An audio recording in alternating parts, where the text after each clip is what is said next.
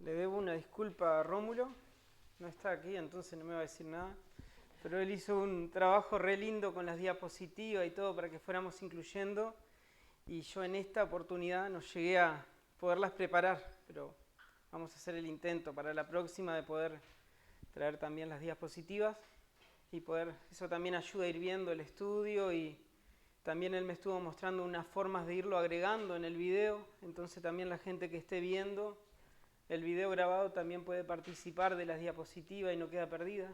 Eso está lindo, muy lindo el trabajo que él hizo, y vamos a tratar de incluirlos para las próximas oportunidades. Vamos a leer Hechos, capítulo 1, versículo 12 en adelante. Dice así la palabra del Señor. Entonces los discípulos regresaron a Jerusalén desde el monte llamado de los Olivos, que está cerca de Jerusalén, camino de un día de reposo. Cuando hubieron entrado en la ciudad, subieron al aposento alto, donde estaban hospedados Pedro, Juan, Jacobo y Andrés, Felipe y Tomás, Bartolomé y Mateo, Jacobo, hijo de Alfeo, Simón el celote y Judas, hijo de Jacobo. Todos estos estaban unánimes, entregados de continuo a la oración, junto con las mujeres y con María, la madre de Jesús, y con sus hermanos. Por este tiempo, un grupo como de 120 personas estaba reunido allí, y Pedro se puso en pie en medio de los hermanos y dijo: Hermanos, tenía que cumplirse la escritura en que por boca de David el Espíritu Santo predijo acerca de Judas, el que se hizo guía de los que prendieron a Jesús. Porque Judas era contado entre nosotros y recibió parte en este ministerio. Este pues, con el precio de su terrible infamia, adquirió un terreno y cayendo de cabeza se reventó por el medio, y todas sus entrañas se derramaron. Esto llegó al conocimiento de todos los que habitaban en Jerusalén, de manera que aquel terreno se llamó en su propia lengua Aceldama, es decir, campo de sangre. Pues en el libro de los Salmos está escrito que sea hecha desierta su morada, y no haya quien habite en ella, y que otro tome su cargo. Por tanto, es necesario que uno de los hombres que nos han acompañado todo el tiempo que el Señor Jesús vivió entre nosotros, comenzando desde el bautismo de Juan hasta el día que de entre nosotros Jesús fue recibido arriba al cielo, uno sea constituido testigo con nosotros de su resurrección. Presentaron a dos, a José, llamado Barsabás, al que también llamaban Justo, y a Matías. Después de orar, dijeron: Tú, Señor, que conoces el corazón de todos, muéstranos a cuál de estos dos has escogido para ocupar este ministerio y apostolado, del cual Judas se desvió para irse al lugar que le correspondía. Echaron suertes, y la suerte cayó sobre Matías, y fue contado con los 11 apóstoles. Amén. Señor nuestro Dios, gracias te damos por tu palabra. Señor, te pedimos que tú en tu gracia, Señor, vengas a guiarnos, Señor. Mira nuestra debilidad, Señor, nuestra imperfección, nuestra necesidad de ti, Señor. Estamos ante tu santa y divina palabra, Señor, la cual es poderosa, Señor, la cual es inspirada por ti, la cual permanece para siempre, Señor, y la cual tiene poder para transformar las vidas, Señor. Te pedimos que tú nos guíes, que prepares nuestro corazón, nuestra mente, Señor, que tú guíes mis palabras, Señor, y que seas tú hablando a nuestras vidas, Señor, y a la vida de las personas que escuchen también la transmisión, Señor. Te pedimos que tú hagas tu obra, Señor, y que tu palabra haga lo que tú quieras hacer en cada vida, Señor. Te lo pedimos en el nombre de Jesús y para tu gloria, Señor. Amén. Estamos en la tercera prédica de Hechos de los Apóstoles. La verdad que un libro apasionante, un libro lleno de acción, un libro lleno de movimiento, del obrar de Dios. Ya las dos personas que compartieron antes que yo ya nombraron de que lleva por título Hechos de los Apóstoles, pero bien se podría llamar Hechos del Espíritu Santo o Hechos del Señor Jesús. Nosotros vimos que en el comienzo de Hechos comienza en una conexión entre Hechos y el libro que veníamos estudiando anteriormente, que es el Evangelio de Lucas. Por eso creo que es bien acertado seguir con este libro, porque seguimos con el mismo empuje, estudiando y seguimos viendo cómo se desarrolla la historia. Dice Lucas que él en el Evangelio comenzó a contar lo que el Señor, todo lo que el Señor comenzó a hacer y a enseñar. Y aquí él continúa hablando lo que el Señor sigue haciendo luego de su ascensión. Desde el cielo, el Señor sigue controlando todos los hechos para que sus propósitos se cumplan y para que su nombre sea glorificado. Por eso el Señor no está ausente del libro de Hechos, sino que lo vamos a ver a través de todo el libro. Vamos a ver cómo el Señor se mueve en medio de su pueblo, ese pueblo que el Señor compró con su sangre, ese pueblo del nuevo pacto, el cual es la iglesia, cómo el Señor se mueve por medio de su palabra, en el poder del Espíritu Santo, llevando adelante su obra. Vamos a ver cómo en las enseñanzas de los apóstoles, en las cosas que acontecen, cómo el Señor está presente en cada capítulo de este libro, y ver cómo el Señor utiliza a la iglesia como ese instrumento en sus manos para Él llevar adelante su obra y cumplir sus propósitos. Este libro también es para nosotros hoy, porque nosotros vemos el comienzo de la iglesia, pero nosotros seguimos siendo más de 2000 años después parte de esa iglesia, y el Señor sigue moviéndose en nuestro medio y sigue obrando. Y el Señor sigue estando presente. Como dice Pablo en Corintios, Él es la cabeza y nosotros somos parte de su cuerpo. Él guía todas las cosas. Eso es motivador porque vemos que el Señor no solo cumplió su propósito cuando vino a esta tierra, cuando se encarnó, cuando vivió la vida perfecta y fue a la cruz y murió por nuestros pecados, sino que el Señor sigue teniendo un compromiso con su iglesia. Él comenzó la obra, pero tenemos plena seguridad por lo que nos revela la Escritura de que el Señor llevará a finalización, el Señor acabará su obra completa y la iglesia prevalecerá y la iglesia vencerá sin importar lo que se oponga contra la iglesia, porque es el Señor el que la mantiene y el que la lleva en sus manos. Es bueno ver este libro, como decíamos recién, como esa continuidad del Evangelio. El Evangelio de Lucas y Hechos están escritos por el mismo autor y están escritos para el mismo destinatario y están escritos como una continuación el uno del otro para seguir contando la historia. Entonces vamos a ver que continuamente vamos a volver a Lucas y vamos a hacer mención de lo que él ya nos contó anteriormente. Mismo Lucas, cuando comienza Hechos, rebobina un poco y toma ese tiempo en el que el Señor Jesús estuvo durante 40 días resucitado, apareciéndose a los discípulos y a sus seguidores. Qué impresionante eso, porque nos dicen los primeros versículos que el Señor se les aparecía y les hablaba y les enseñaba acerca del reino. Deberían ser unas masterclass intensivas que transformaron la vida de esos apóstoles y de esos discípulos, porque como vamos a ver ahora, la vida de estos discípulos es totalmente diferente a la que ellos vivieron anterior de la resurrección. Nosotros vimos un tipo de creyentes antes de la resurrección y ahora vamos a ver un tipo diferente de creyentes luego de la resurrección.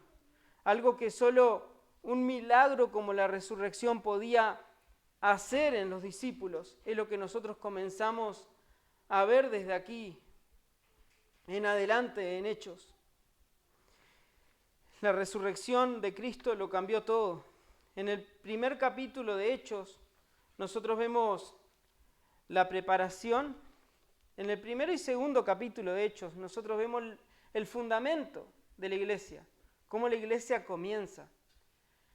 En el primer capítulo, el Señor les da la promesa. Veíamos que ellos tenían todavía una idea muy nacionalista y querían ver el reino de Israel restaurado. Y el Señor les dice que no era cosa de ellos saber cuándo el reino iba a ser restaurado, pero a continuación el Señor les da una promesa. Y le dice, y recibiréis poder cuando venga sobre vosotros el Espíritu Santo. Y los manda a quedarse en Jerusalén y a esperar recibir esa promesa. Y en el capítulo 2 veremos cómo se cumple esa promesa y cómo los seguidores de Cristo son preparados para cumplir la misión que el Señor le había encomendado. Una misión que no era solo territorial o solo para una etnia, porque comienza por Jerusalén, por Judea, pero luego sigue por Samaria. Y ya nos muestra, ellos cuando iba a Jerusalén y Judea iba todo lo más bien, pero cuando llegamos a Samaria y a los confines de la tierra, ya no es solo para el pueblo judío, sino que es para todas las personas que vengan a Cristo y crean en Él. En Génesis, el Señor le da la promesa a Abraham y le dice que en su simiente serán benditas todas las naciones de la tierra, y nosotros en Cristo vemos el cumplimiento de esa promesa, porque en Cristo son benditas todas las naciones de la tierra. Ahora no hay barrera. Cualquier persona, de cualquier nacionalidad, de donde sea, nosotros somos una muestra de eso, puede venir a Cristo y recibir salvación en Él por medio del arrepentimiento y la fe. No hay nada que impida el poder venir al Señor. Tenemos este evangelio glorioso que el Señor manda a que compartamos con otros. Esta misión que fue dada a esos primeros apóstoles, a esos primeros discípulos, también es dada a nosotros como parte de la iglesia. Tenemos una encomienda, pero no estamos solos. Es más, no la podríamos hacer solos. Contamos con la presencia del Señor para llevar adelante esta encomienda que el Señor nos ha dado. Y eso es lo que nosotros vemos en Hechos. Vemos el comienzo del mover del Espíritu Santo y cómo el Señor obra por hombres comunes, como veremos. Hombres que no destacaban, hombres que podríamos decir ordinarios, pero en manos de un Dios grande, de un Dios poderoso. No es que ellos fueran elocuentes, fuertes, capaces, sino que el Señor los tomó en sus manos y la gloria es de Él, y eso mismo sucede con toda la iglesia y sucede con nosotros. No somos nosotros los capaces, necesitamos de Él, y en Él nosotros somos capaces para hacer lo que Él quiera hacer con nosotros en su gracia. Comencemos a ver estos versículos que vienen después de esa promesa que el Señor les da a sus discípulos y le dice que esperen en Jerusalén hasta recibir el Espíritu Santo. Veamos qué es lo que sucede de ahí en adelante. El Señor había ascendido al cielo, el Señor ya no estaba con ellos y se presenta la pregunta, ¿qué harán ahora? ¿Qué harán estos discípulos? ¿Obedecerán al Señor? ¿El Señor ya no estaba más? La última vez que el Señor fue quitado, la experiencia no fue nada buena. ¿Qué harán ahora ellos? Y eso es lo que nosotros tenemos del versículo 12 en adelante. Dice, entonces los discípulos regresaron a Jerusalén desde el monte llamado de los Olivos, que está cerca de Jerusalén, camino de un día de reposo. Este camino de un día de reposo no es que estuvieron todo un sábado caminando, sino que camino de un día de reposo era una unidad de medida que era lo que estaba permitido para los judíos que guardaban el día de reposo poder caminar en ese día, que es unos 2000 codos, unos entre 1000 y 1200 metros que los judíos podían caminar y no lo consideraban trabajo. Y eso, según los comentaristas, sale desde los tiempos del tabernáculo, cuando todas las tribus estaban alrededor del tabernáculo. La tribu que estaba más lejana tenía una distancia de 2000 codos. Entonces, para que pudieran llegar a adorar en el día de reposo, se permitía caminar ese camino. Y esto es lo que caminaron los discípulos para llegar a Jerusalén, 1 kilómetro y poquito. Veíamos en las fotos el domingo pasado que desde el templo se ve clarito el monte de los Olivos. No son más de 1000 metros de separación. Dice que ellos caminaron un día de reposo y en el versículo 13, cuando hubieron entrado en la ciudad, subieron al aposento alto donde estaban hospedados Pedro, Juan, Jacobo, Andrés, Felipe, Tomás, Bartolomé y Mateo, Jacobo hijo de Alfeo, Simón el celote y Judas hijo de Jacobo. Todos estos estaban unánimes, entregados de continuo a la oración, junto con las mujeres y con María, la madre de Jesús, y con sus hermanos. Aquí vemos un cambio rotundo. El Señor se fue al cielo, prometió que regresaría, y ellos quedaron solos. La última vez que quedaron solos, ¿cuándo fue? cuando lo llevaron al Señor para ser juzgado. ¿Y qué pasó con los discípulos? No quedó ninguno, todos desaparecieron. Todos fueron a sálvese quien pueda. Y nosotros vemos que después de la resurrección pasa algo totalmente diferente. Es que como Pablo dice, la resurrección de Cristo lo cambia todo. La resurrección de Cristo es el sello de que Cristo realmente es quien dijo ser. Si Cristo no hubiera resucitado, no tendríamos ningún motivo de estar aquí, no tendríamos ninguna esperanza, pero Cristo resucitó.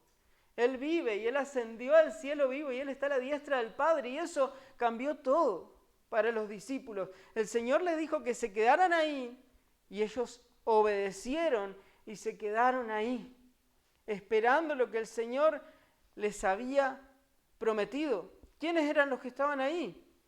Estaban los apóstoles, esta es una de las 4 listas que tenemos de los apóstoles. Cambian algunos nombres, pero eso no es porque cambian las personas, sino que a veces se les llama diferente, según a quién esté escrito el libro, según quién escriba, a veces algunos nombres cambian, pero están hablando de los mismos apóstoles. Bueno, en realidad no hay 12, aquí hay 11. Va a haber 12. También estaban reunidos los discípulos del Señor, los que habían seguido al Señor.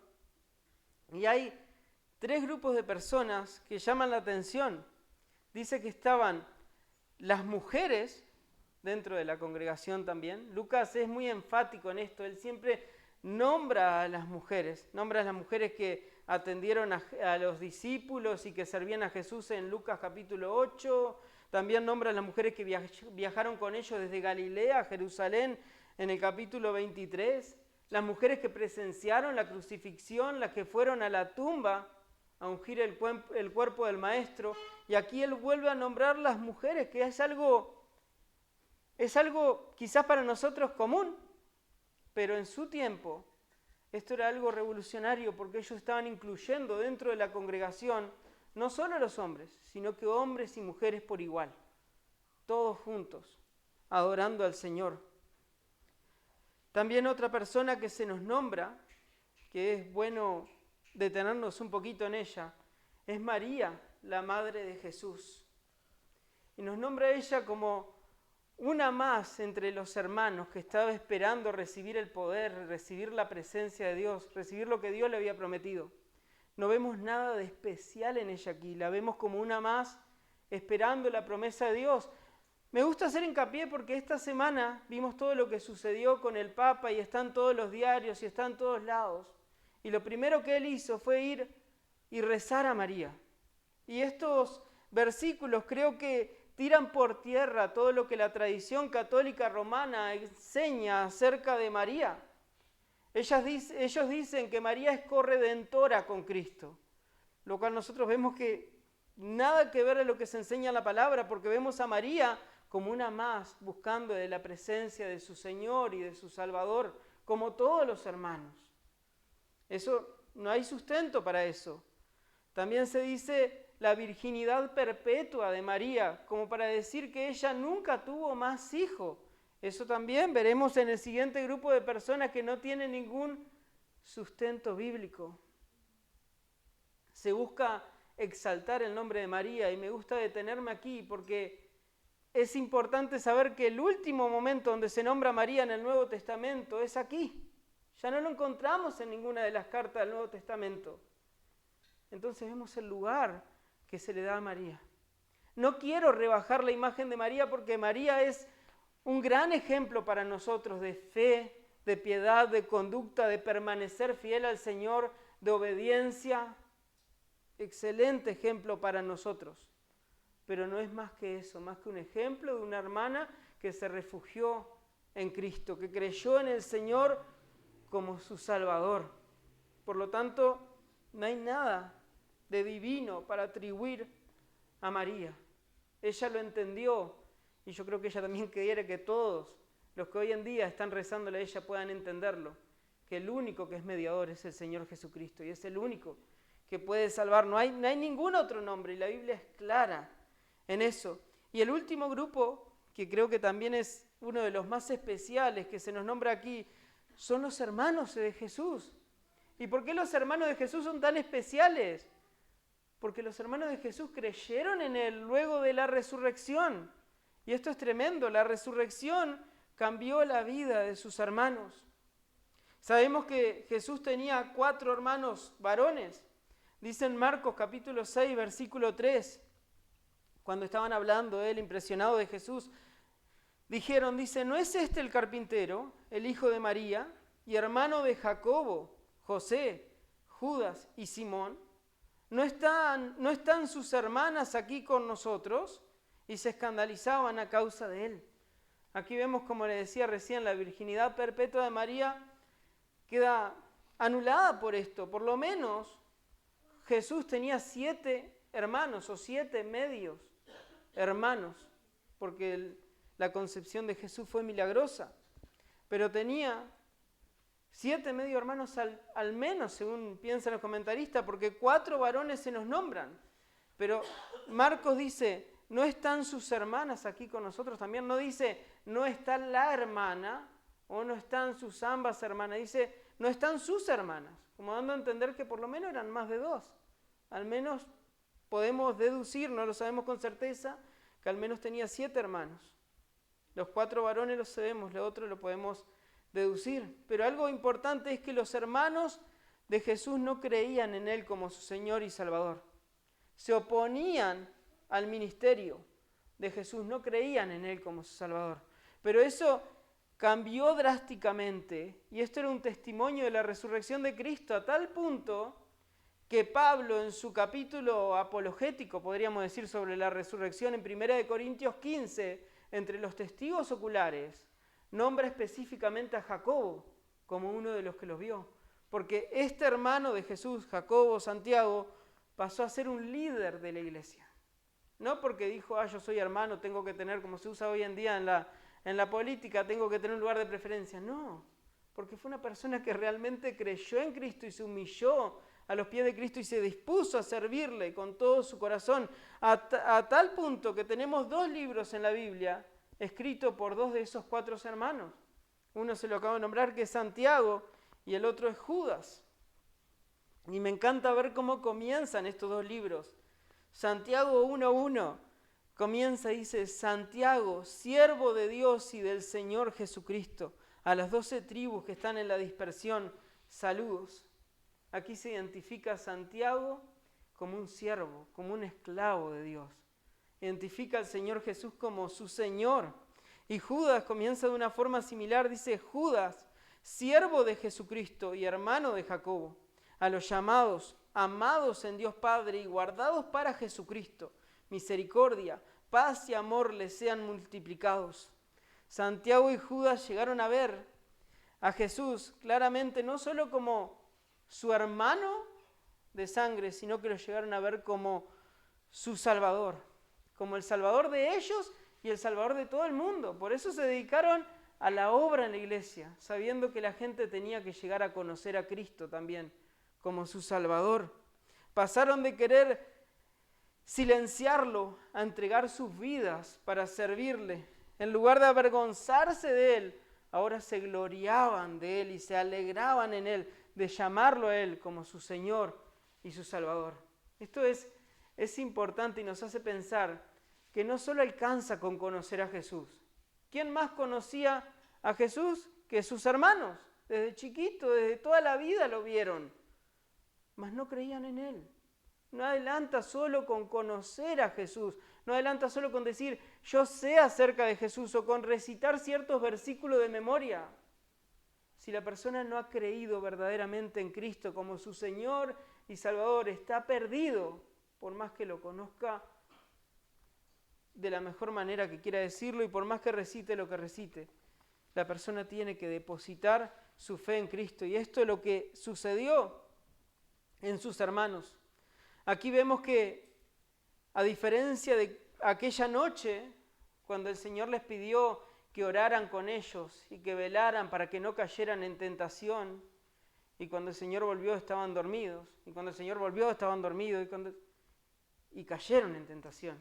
A diferencia de eso, aquí se nos dice que ellos permanecían unánimes, y eso es una palabra súper poderosa para la iglesia hoy en día.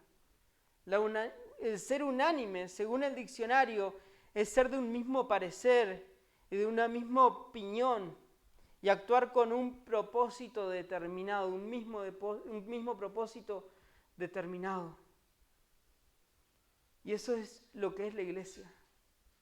Tenemos un mismo parecer en cuanto a Cristo, una misma opinión en cuanto a nuestro Señor y Salvador, en cuanto a nuestro pecado y nuestra necesidad de Él, en cuanto a que Él es el único camino, que Él es la única verdad y la única forma de obtener vida eterna. Estamos unidos en una misma opinión y tenemos que caminar con ese mismo propósito determinado que es glorificarle a Él y que el propósito que Él nos dio se cumpla, que la gente llegue a conocer al Señor como su Señor y Salvador. Ese es el propósito para la iglesia, ser testigos en medio de un mundo que necesita conocer al Señor. Ellos estaban unánimes en oración, estaban con un mismo objetivo. Es que si no hay unanimidad, la iglesia no puede avanzar. Si en la iglesia los hermanos están peleados, están con pleito, con rencillas entre sí, no pueden avanzar. No pueden ni orar. Orar al Señor pidiéndole a Dios misericordia, de su gracia, de su compasión, de su perdón. Agradecerle a Dios porque Él nos ha perdonado cuando sabemos que yo no he perdonado al hermano que está al lado mío. Eso no es posible. Cuando no hay unanimidad, cuando no hay unión en la iglesia, eso impide el crecimiento y el avance de la iglesia. Eso es tan importante que en Filipenses, una carta llena de doctrina, Pablo se detiene en el capítulo 4, versículo 2, para decir: ruego a Evodia y a Síntique que sean de un mismo sentir en el Señor, que sanen sus conflictos, que puedan estar unidas. Y es más, le ruega a la iglesia a que la ayuden a que eso pueda suceder, porque era necesario que no hubieran desunión para que el nombre del Señor sea glorificado y la iglesia pueda seguir avanzando. Si hay algo que el enemigo, que Satanás quiere, es meter división dentro de la iglesia, es meter conflictos, es meter orgullo, es meter diferentes opiniones, es que haya se puede decir como un comentellerío, un hablar por detrás. Cuando eso sucede en la iglesia, el enemigo creo que se sienta a reírse de esa iglesia que está paralizada. Pero cuando la iglesia hace esto que estaban haciendo los primeros cristianos, que es estar unánimes en oración, es ahí cuando el enemigo tiembla. Y es ahí cuando la iglesia verdaderamente avanza en el poder del Señor. Vemos que una cosa que hacían era estar unánimes, pero estaban unánimes en oración. La oración es vital, porque la oración demuestra nuestra confianza en el Señor, demuestra nuestra dependencia del Señor, demuestra que no somos superhéroes, que no podemos hacer las cosas solos, que necesitamos a Dios, y eso nos lleva a orar. El Señor es nuestro modelo, Él nos estableció el modelo que nosotros debemos de seguir. Él se apartaba, siendo el Hijo de Dios, Él se apartaba a orar y a buscar de la presencia de su Padre, y a que sea la voluntad de su Padre la que se cumpla, y en Él tenemos ejemplo. Y en Hechos vamos a ver que es algo sumamente importante la oración. La oración se nombra unas 31 veces en el libro de Hechos. En 20 de sus capítulos se habla acerca de la oración, indicando que la oración es algo clave y algo fundamental en la vida cristiana y en la dependencia de la iglesia del Señor. Una iglesia que no ora, un cristiano que no ora, que no va a Dios, está declarando su independencia. Y entonces eso no puede existir. Necesitamos depender del Señor como estos primeros cristianos. Estos cristianos entendieron que no lo podían hacer por sí solos. Entendieron que ya antes habían caído en tentación y ya antes habían fallado, y ahora no tenían otra que esperar la promesa de Dios como el Señor Jesús le había indicado. Por eso se reunieron a orar. Y eso es necesario para nosotros también. Dice en la Biblia, en 2 Corintios, capítulo 3, versículo 5, dice: no que seamos suficientes en nosotros mismos para pensar que cosa alguna procede de nosotros, sino que nuestra suficiencia es de Dios. Nosotros podemos hacer lo que Dios quiere que hagamos. Estos cristianos entendieron que podían llevar adelante el propósito que Dios les había encomendado solamente si esperaban lo que el Señor le había dicho. No era en su sabiduría, no es en la sabiduría humana, no eran sus fuerzas, no era en su inteligencia, no era en su oratoria, sino que era solo en el poder del Espíritu Santo. Es sumamente necesario buscar la presencia del Espíritu Santo porque el Espíritu Santo es quien capacita al creyente para toda obra, como veíamos en ese versículo.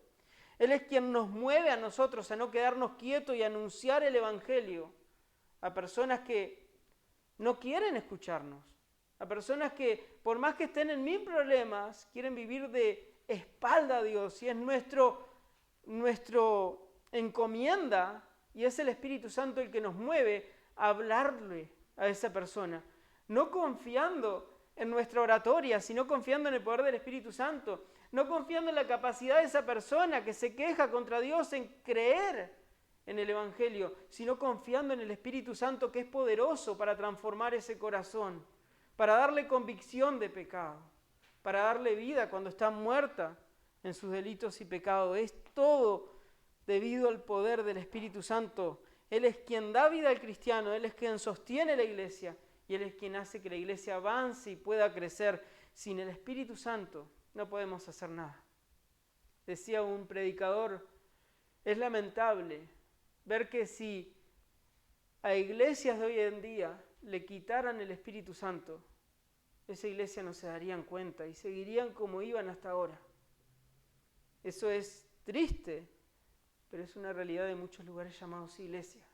Nosotros debemos saber que no somos capaces nosotros mismos. Necesitamos su presencia, necesitamos su poder. Los cristianos entendieron eso en este tiempo y se unieron unánimes, se mantuvieron en oración, esperando que la promesa del Señor se cumpliera.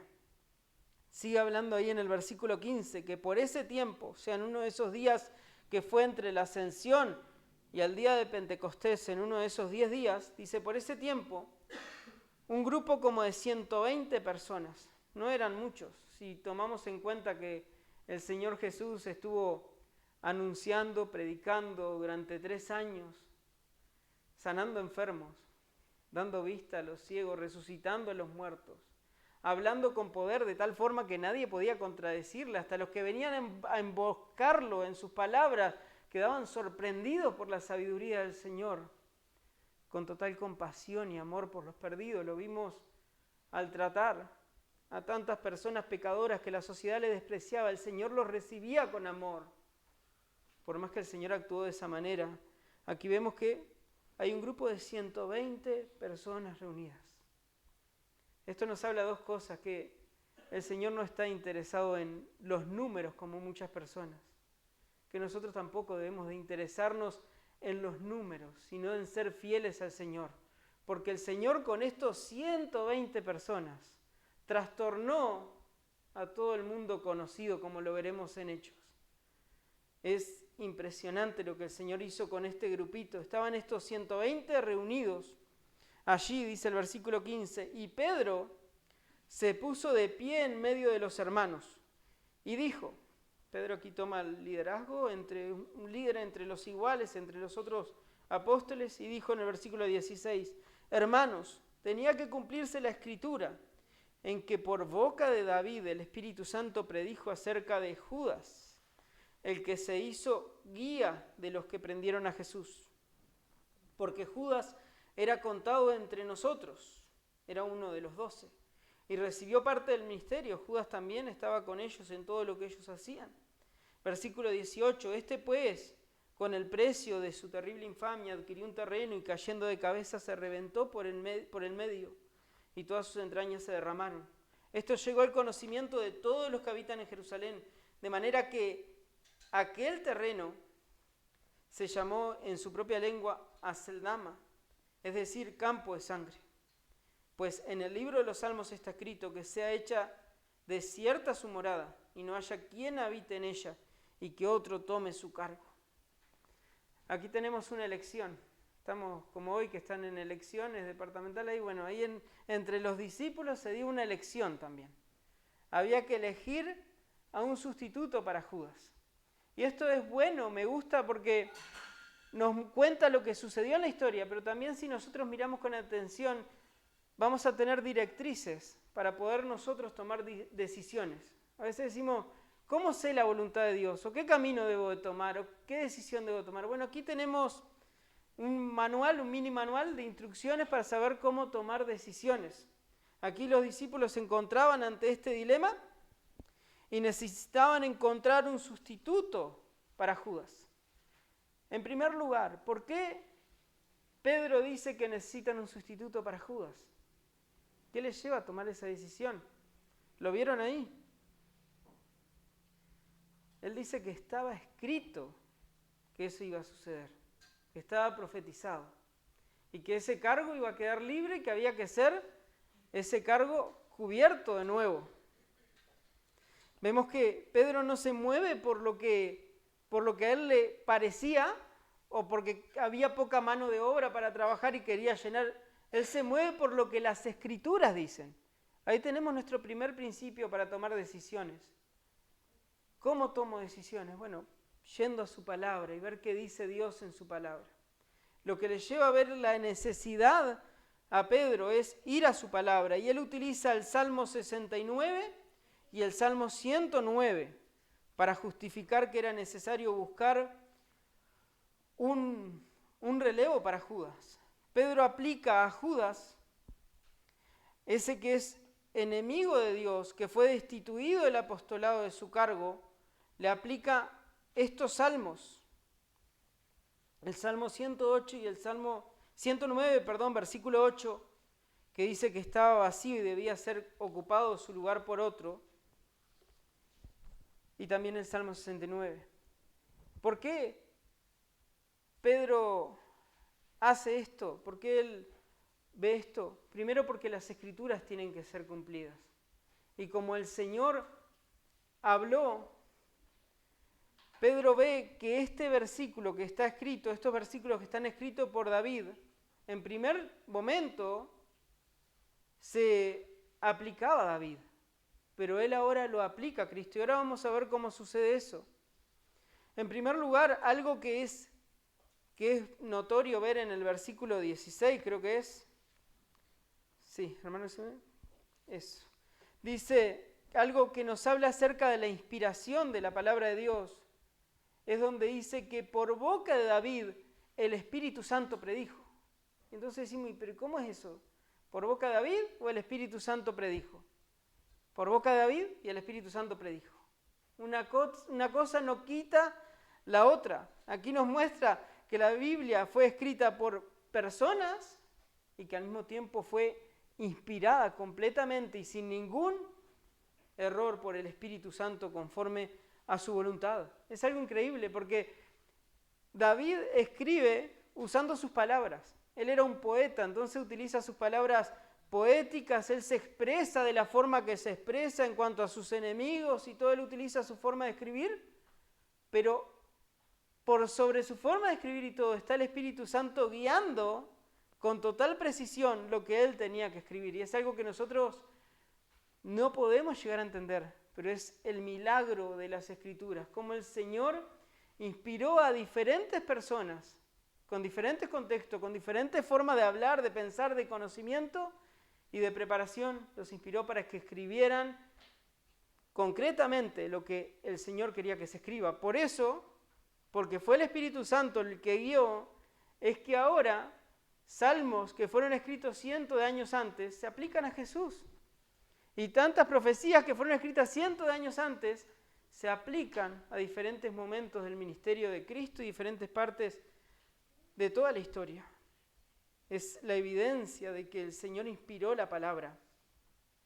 Aquí dice que David, en el Salmo 109, David implora el juicio de Dios sobre los que pagan a él maldad por su bondad. David actuaba con bondad y las personas le pagaban con maldad. De eso se trata el Salmo 109, versículo 5. Pagaban a David su amor con odio.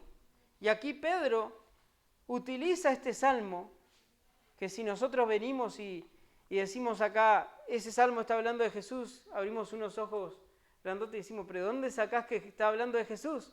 Pero era Pedro el que estaba hablando, entonces tenía inspiración divina, pero además Pedro aplica la palabra, lo que David habló, al hijo de David.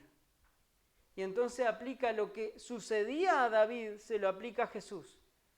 A David le pagaron mal por bien. Y a Jesús es lo que hizo Judas.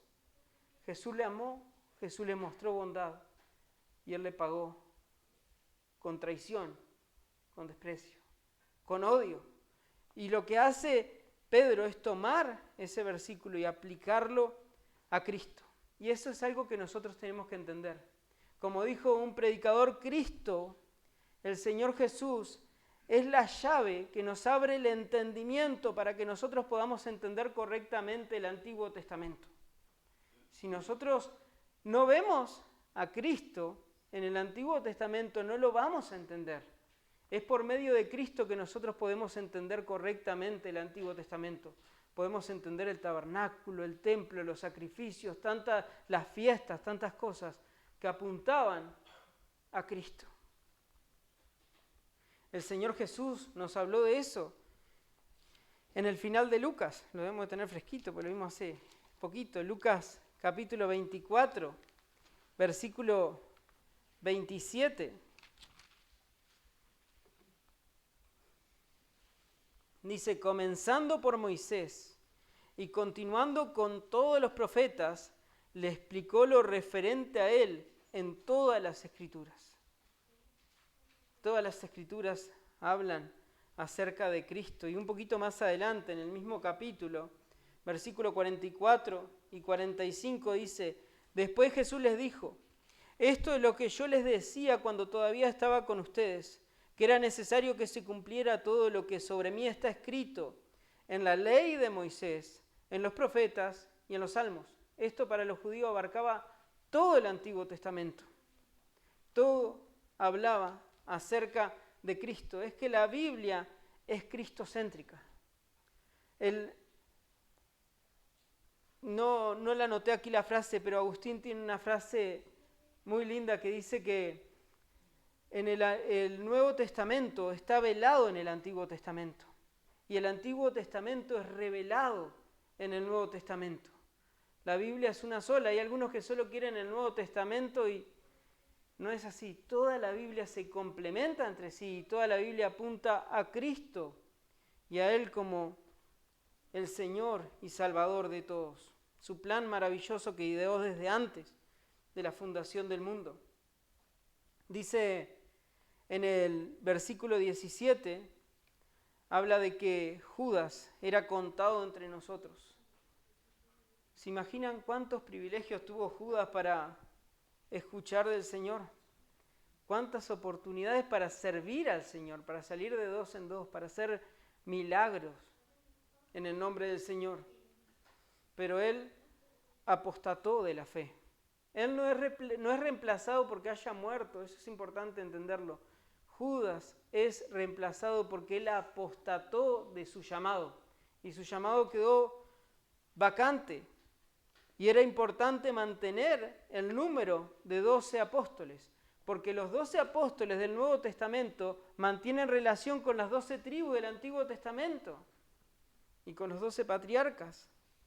Jesús lo dijo en Lucas capítulo 22, versículo 28, hablando a sus discípulos, cuando ellos, como era común ahí, hablando a ver quién era el más grande, el Señor les habló y les dijo ahí en el capítulo 22,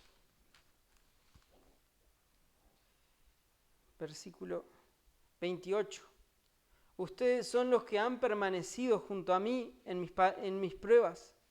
Y así como mi Padre me ha otorgado un reino, yo les otorgo que coman y beban en mi mesa, en mi reino, y se sentarán en tronos, juzgando a las 12 tribus de Israel. Había una conexión entre las tribus y los 12 lugares ocupados por los apóstoles.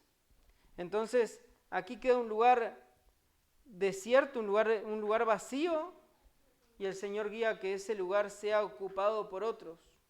Solo Judas es reemplazado, porque más adelante vamos a ver que en el capítulo 12, Jacobo también muere y no es reemplazado. Él cumplió su ministerio, pero aquí, como Judas apostata de la fe, el Señor elige a otro. No está hablando aquí de salvación, no está hablando aquí de la muerte, sino que Él apostató, y eso también es algo importante para nosotros hoy en día. Alguien puede servir al Señor en cualquier área, en la música, en el evangelismo, en la predicación, pero nuestro cargo no es vitalicio. Nosotros no somos indispensables para el Señor. Él nos llama y nos usa por su gracia, pero no porque nosotros seamos capaces o porque Él vea un buen partido en nosotros. No, todo lo contrario. Él llama a lo débil, a lo despreciado, a lo que no es, para que el que sea glorificado sea Él. Debemos reconocer que si el Señor nos permite ser algo, pedirle que nunca se nos suba el orgullo en nada, sino que siempre podamos darle a Él la gloria, sabiendo que nosotros somos simples vasos de barro, que si Él nos utiliza es por su gracia. Judas apostata de su cargo y es necesario reemplazarlo. Las Escrituras les guían a los discípulos a tomar esta decisión de reemplazarlos y nos enseñan cómo es que lo hacen, cómo harán esta elección de los 12, para elegir al que complete el número de los 12. Y eso lo tenemos en el versículo 21 en adelante. Dice, por tanto es necesario que de los hombres que nos han acompañado todo el tiempo que el Señor Jesús vivió entre nosotros, comenzando desde el bautismo de Juan hasta el día que de entre nosotros Jesús fue recibido arriba al cielo, uno sea constituido con nosotros, se ha constituido testigo, con nosotros de su resurrección. Presentaron a dos, a José, llamado Barsabas, al que también llamaban Justo, y a Matías.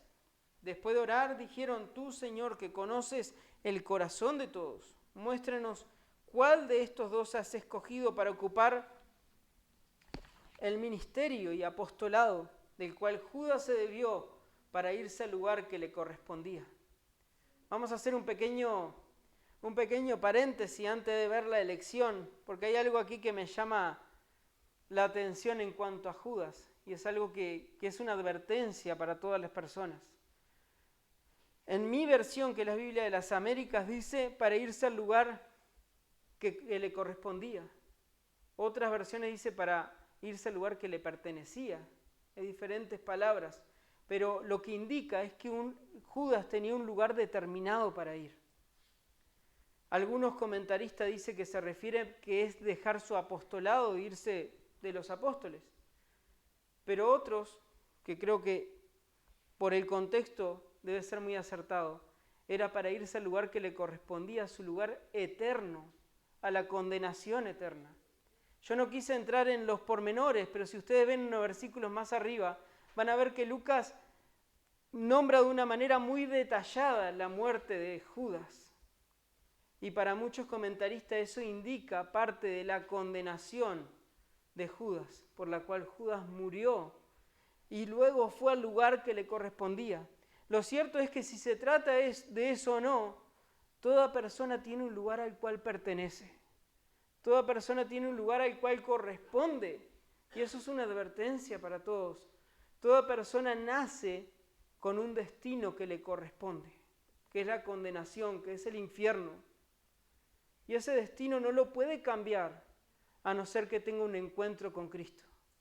Si esa persona nace de nuevo y deposita su fe en Cristo para salvación, ese destino cambia rotundamente, de la condenación a la gloria, del infierno al cielo. Pero el único que puede cambiar el lugar al cual nosotros nos dirigimos es Cristo.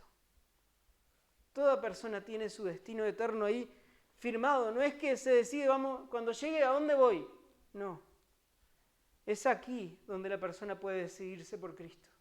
Es aquí donde la persona se puede arrepentir, porque cuando la persona parte, ya no hay purgatorio ni hay ninguna más oportunidad, sino que ya está fijado el lugar que le corresponde, hacia ahí va. Y Judas fue al lugar que le correspondía y es una advertencia para hoy en día. Perdónenme que hice este paréntesis, pero ahora sí vamos a ir con la elección. Algo que nos enseñan estos versículos es que actualmente hoy en día no hay apóstoles, ya que ninguno puede cumplir los criterios que Pedro nos dice que era necesario para ser un apóstol. Aquí nos dice, según Pedro, que el que fuera a sustituir a Judas debería ser testigo del Jesús resucitado. Además, debía haberlos acompañado todo el tiempo del ministerio de Jesús, desde el bautismo hasta el final de su ministerio. Y hoy en día nadie cumple esos requisitos. Y en ese tiempo habían 2 personas que cumplían el requisito. Hoy en día no hay apóstoles en sí como habían los 12 del Nuevo Testamento. Hoy hay personas que tienen el ser apóstol es ser enviado y nosotros todos somos enviados a predicar. Pero apóstol en el sentido de poner los fundamentos de la iglesia, solo habían 12 y aquí había un lugar vacante y ellos ven estos requisitos y eligen a 2 que llenaban los requisitos. Ellos ven a esos 2 y ¿qué es lo que hacen? Dicen, aquel. No, lo primero que hacen es someter el asunto al Señor en el versículo 24. Ellos oran al Señor para que el Señor sea quien elija, que sea el Señor quien diga cuál de los 2 era que el Señor quería que fuera el apóstol, porque el Señor es el que tenía el control de su iglesia y es el que sigue teniendo el control de la iglesia. Me preguntarán entonces si aquí eligen a uno, ¿qué pasa con Pablo? Bueno, Pablo es un apóstol, como él dice, pero un apóstol de otro tipo a estos 12. Un apóstol de los gentiles, que en sí, si nosotros miramos estrictamente, no cumplía los requisitos que aquí Pedro pone, pero sí él fue llamado directamente por Cristo. Y una cosa más, él fue confirmado por los 12 apóstoles. Por eso él tiene autoridad apostólica y nunca la iglesia dudó de la autoridad apostólica de Pablo. Por eso como punto ahí aparte, ellos eligieron a 2, oraron al Señor y pidieron que sea el Señor el que eligiera entre José y Matías. Y ahí vemos algo medio peculiar en el versículo 26.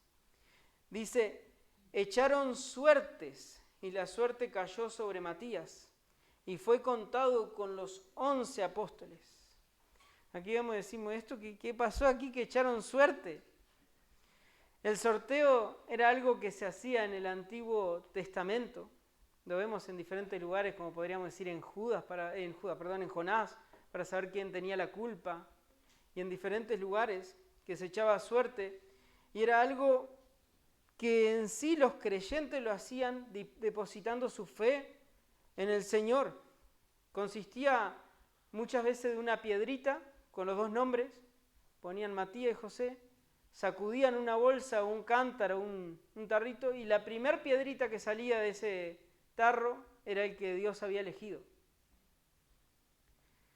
Esa fue la forma de elección que se utilizó, pero esa elección no es un ejemplo para hoy en día. Para nosotros tomar una decisión, no pongamos el nombre en una piedrita para ver quién es. No, hoy en día no es así. Esto es algo que se hacía en el Antiguo Testamento y es algo que lo podemos ver en Proverbios.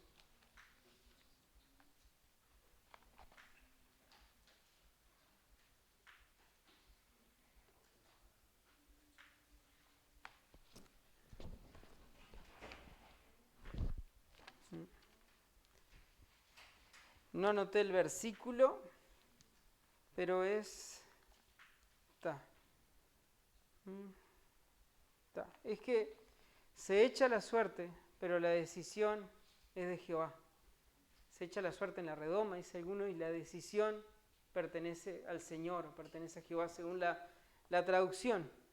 Eso fue un error mío que no anoté ahí, pero está por el 19, el 20, por ahí. Pero no es un ejemplo hoy en día para la iglesia proceder de esa manera. De ahí en adelante, de este momento, no se vuelve a repetir este procedimiento, ni en la Biblia, ni tampoco vemos ninguna indicación de eso, sino que esto parece ser la culminación de una práctica que se hacía en el Antiguo Testamento. Ya después viene el Espíritu Santo, es derramado el Espíritu Santo, que es lo que veremos en el próximo domingo, si así Dios lo quiere. Viene el derramamiento del Espíritu Santo y ahora ya esa práctica quedó en el olvido, pero en realidad no era que ellos creían en el azar, eso quiero dejarlo bien en claro. Ellos oraron antes y dijeron, Señor, escoge tú, y ellos creían que lo que se fuera a dar en esas piedritas era lo que el Señor había determinado. Por eso se eligió a Matías, Matías suplanta el lugar que quedó vacío de Judas. Y no vemos a José quejándose o diciendo, a ver que recuenten los votos, a ver qué pasó, a ver si realmente está bien. No, él aceptó como que si viniera de parte de Dios y toda la iglesia aceptó a Matías como sustituto de los 12. Me pueden decir, bueno, pero a Matías no lo nombran de vuelta en Hechos. Pero la cosa es que en Hechos solo nos nombran a Pedro, a Juan y a Pablo. Si es por eso, todos los otros tampoco nos nombran en Hechos.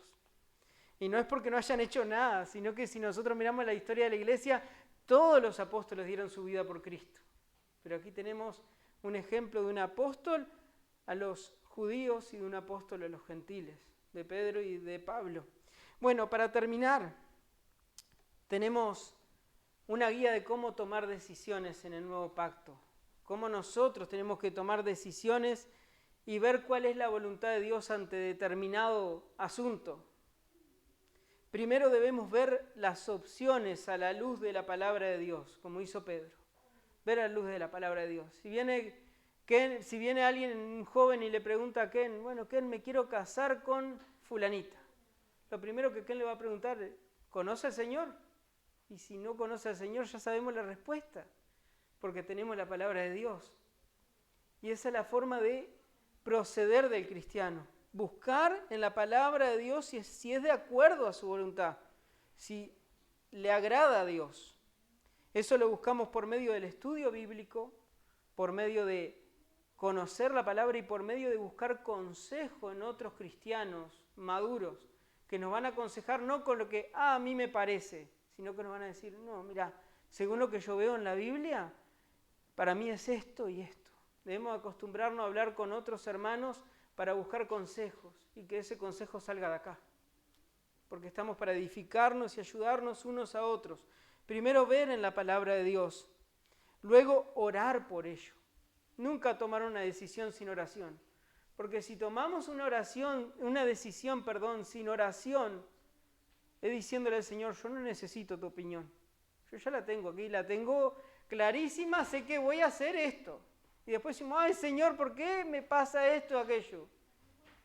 Pero a veces lo último que hacemos es orar o oramos cuando las papas queman.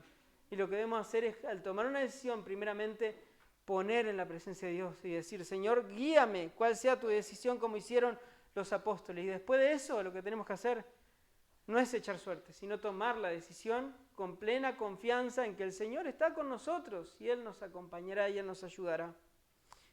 Para terminar, vemos en este pasaje que los discípulos no esperaron pasivamente el derramamiento del Espíritu Santo sin hacer nada, sino que ellos se dedicaron a la oración. No es que se metieron durante los 10 días y cerraron las puertas no, esto del que se dedicaron a la oración habla de que ellos tenían un propósito determinado y reunión tras reunión que ellos se reunían, oraban para que el cumplimiento de la promesa de Dios se cumplieran. También nos enseña que ellos amaban las Escrituras y creían en la infalibilidad de la palabra de Dios, que la palabra de Dios se cumple. Si Dios dijo algo por medio del Espíritu Santo, como dijo Pedro, eso tiene que ser así, se tiene que cumplir.